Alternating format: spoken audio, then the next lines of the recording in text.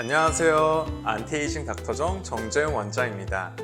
오늘은 신경과 전문의인 김용진 선생님을 모시고 많은 분들이 궁금해할 만한 신경과적 문제에 대해 이야기를 나눠보겠습니다. 간단하게 자기소개 부탁드릴게요. 안녕하세요. 인천 적십자병원 신경과 전문의 김용진입니다. 먼저 우리가 평소 흔하게 접할 수 있는 신경과의 문제는 어떤 게 있을까요? 신경과에서 보는 질환은 워낙 다양합니다. 뇌졸중, 파킨슨, 치매 등 다양한 질환이 있지만 가장 흔하게 접하는 문제는 아마도 두통과 어지럼증일 것입니다. 그렇군요. 우리는 보통 스트레스를 받으면 쉽게 두통이 오기도 하죠. 그럼 먼저 두통에 대한 이야기를 나눠볼까요? 두통에도 종류가 있다고 하던데 어떻게 나눌 수 있을까요? 두통은 1차성 두통과 2차성 두통으로 나누고 이 둘을 감별하는 것이 가장 중요합니다. 생명에 지장이 가지 않는 95% 이상의 1차성 두통과 달리 5% 정도의 2차성 두통은 생명에 위협을 줄 수 있습니다. 얘기만 들어도 무서워요. 세브란스에서 근무할 때 그런 환자분들을 종종 봤거든요. 그럼 1차성 두통과 2차성 두통은 어떻게 감별하나요?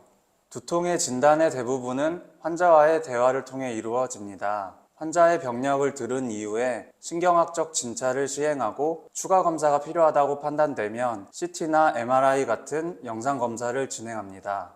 이런 방식으로 환자에게 질문을 통해 2차성 두통에 대한 감별을 주로 시행하게 됩니다. 우리가 의대생 때 많이 외우던 레드 플래그 사인 말씀하시는 거죠? 그렇습니다.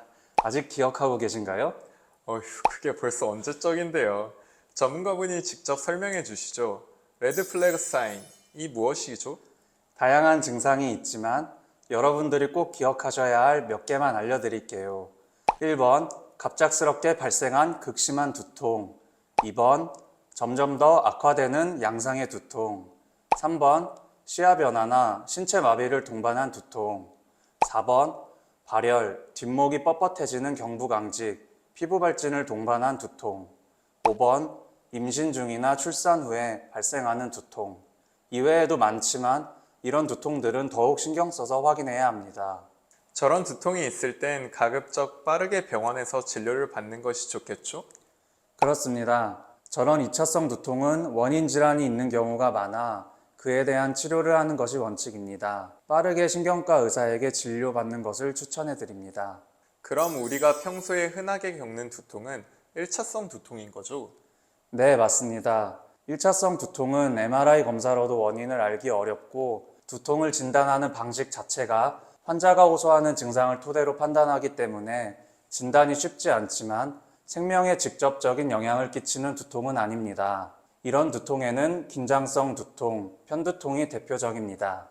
저도 가끔 스트레스를 받으면 긴장성 두통이 올 때가 있어요. 어떻게 하면 평소에 두통을 개선할 수 있을까요?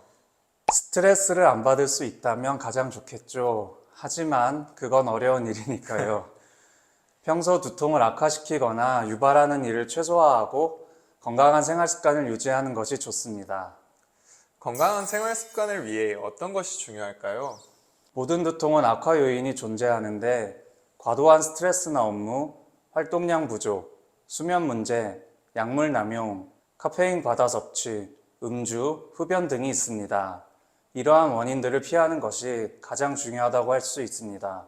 그럼 이런 일반적인 생활 속에서 두통이 생겼을 때 빠르게 완화시키기 위한 방법은 어떤 게 있을까요? 일상생활 속 두통이 발생한 경우 다른 무언가를 하기보다는 하던 일 또는 행동을 멈추고 잠시 휴식을 취하는 것이 가장 도움이 됩니다.